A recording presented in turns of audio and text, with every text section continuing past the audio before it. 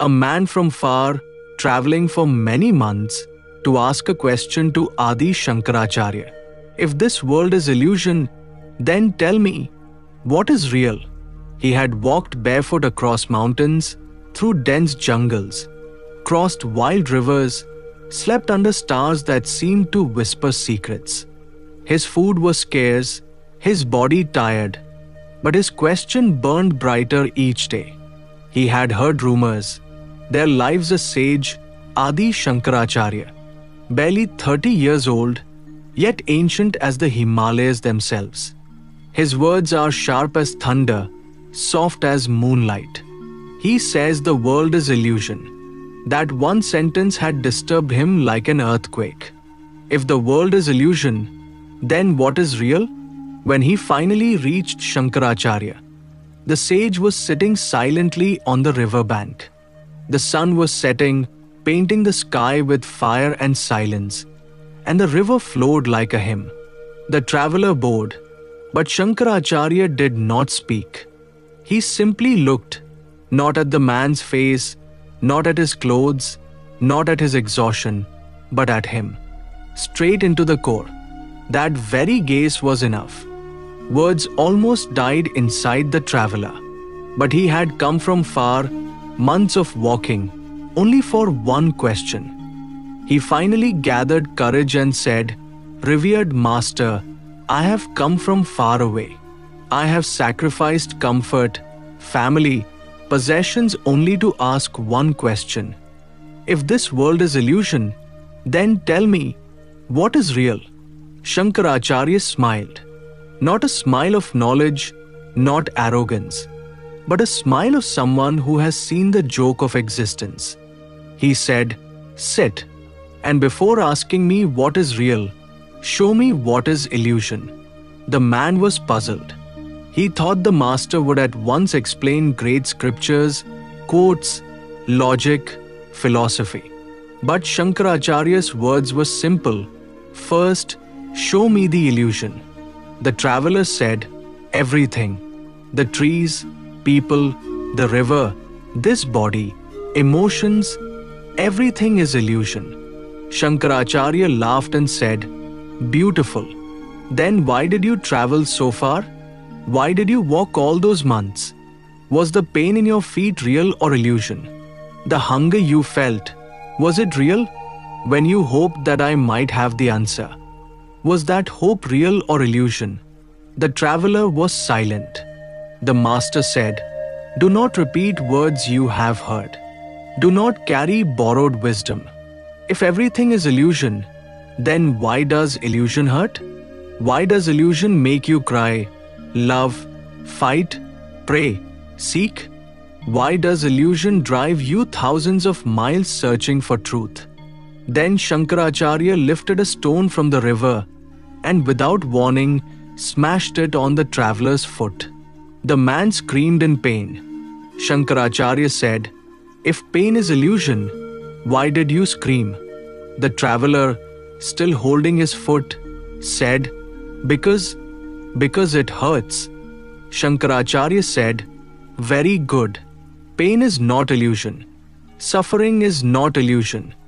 The world is not illusion. Your interpretation of it is the illusion." He continued, "The world is not illusion.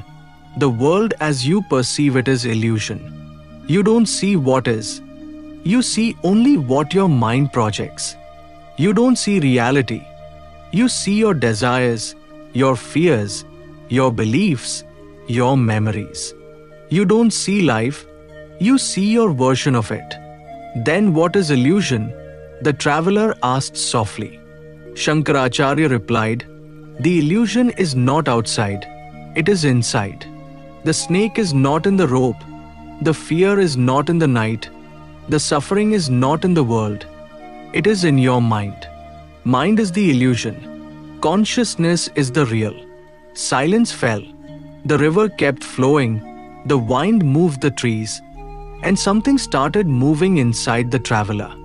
Shankaracharya spoke again, gently now. "Look at this river.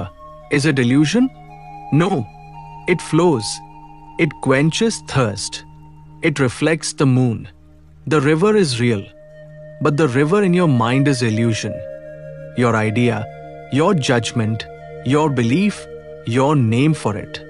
The real river exists without your opinion. The one in your mind disappears the moment I say.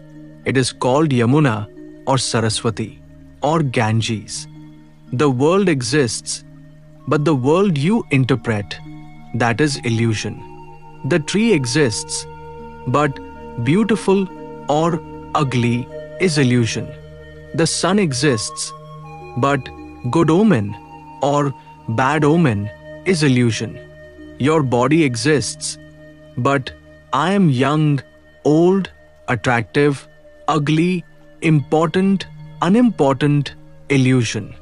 Everything that is interpreted is illusion. Everything that simply is truth. The traveler whispered, "Then what is real?" Shankaracharya looked into his eyes and said slowly, word by word, "That which never changes is real. All that you see changes. Youth turns into old age, day becomes night, birth melts into death, lovers become strangers, kings become dust. All is constantly changing. How can it be real? The real is that which never changes. Appearance changes, essence remains. Form changes, formless truth remains.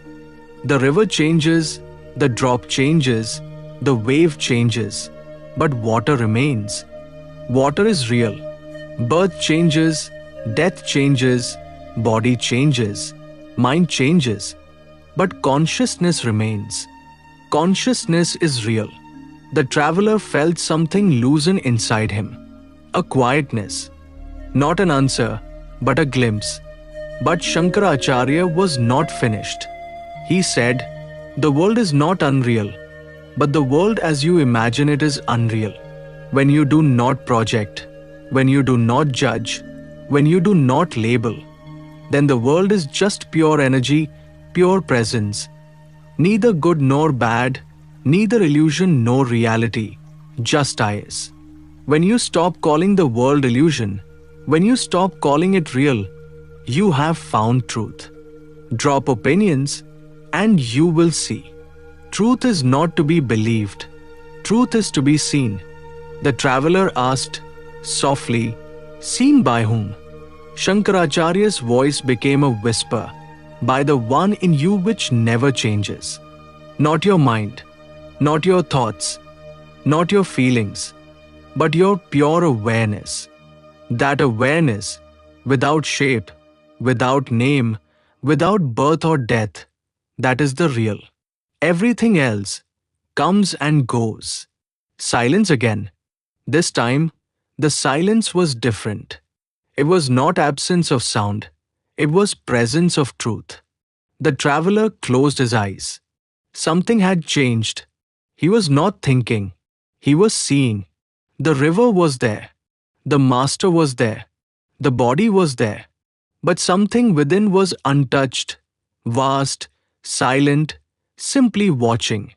Shankaracharya spoke one last time. The illusion is not that the world exists. The illusion is that you think you exist as separate from it. When the wave believes it is separate, it suffers. When it knows it is water, it is free. When you know you are not the body, not the mind, not the name, you are that. Infinite, unborn, deathless. The traveler opened his eyes.